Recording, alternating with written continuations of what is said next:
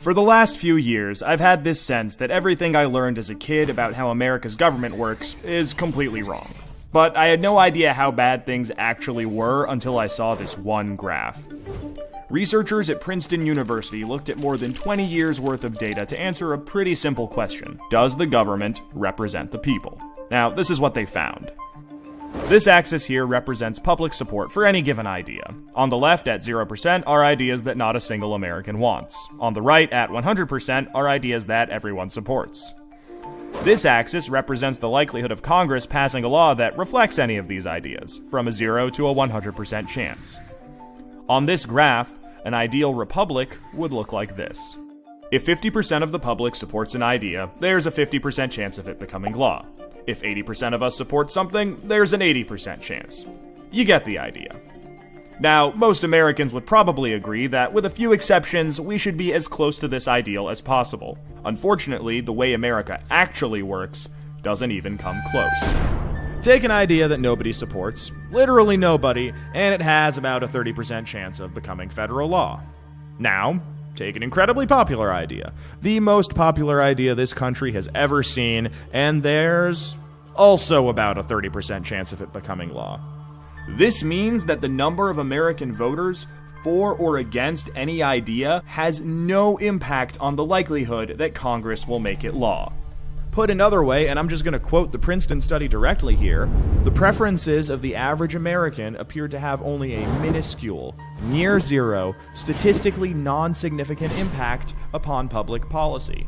So if you've ever felt like your opinion doesn't matter and that the government doesn't really care what you think, well, you're right.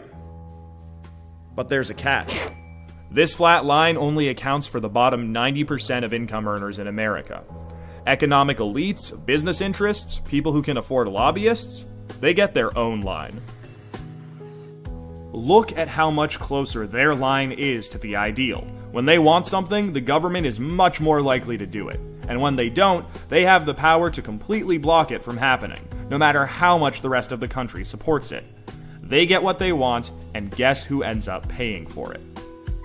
We pay for it with the most expensive healthcare in the world. We pay for it with a tax code that's a complete mess. We pay for it with internet that's slower and more expensive, with wasteful spending, a floundering education system, a catastrophic drug war, and 1 in 5 American children born into poverty. Almost every major issue we face as a nation can be traced back to this graph. How does this happen? Well, just follow the money. Right now, it's perfectly legal to buy political influence in America. Here's how it works. Let's say a big bank wants a law that would force taxpayers to bail them out again if they repeat the exact same reckless behavior that crashed the global economy in 2008. Not exactly the most popular idea with the public, and Congress knows that. That should be the end of it. But that's where the money comes in. It's perfectly legal for our bank to hire a team of lobbyists, whose entire job is to make sure that the government gives the bank what it wants. Then, those lobbyists can track down members of Congress who regulate banks and help raise a ton of money for their re-election campaigns. It's perfectly legal for those lobbyists to offer those same politicians million-dollar jobs at their lobbying firm. Then, those lobbyists can literally write the language of this new bailout law themselves and hand it off to the politician they just buttered up with campaign money and lucrative job offers. And it's perfectly legal for those politicians to take the lobbyist-written language and sneak it through Congress at the last second. So now you've got a law that greatly benefits the banks, and the whole process can start over. This is how a bill becomes a law. A special interest hires some lobbyists, those lobbyists collect campaign contributions, offer jobs, and then write the laws that Congress then passes to help those same special interests. This happens every day on every single issue with politicians of both parties. In the last 5 years alone, the 200 most politically active companies in the United States spent $5.8 billion influencing your government. Those same companies got $4.4 trillion in taxpayer support. And that's trillion, with a T.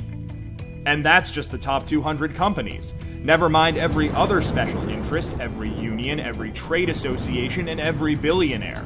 Every single one of them can use their money to buy political influence.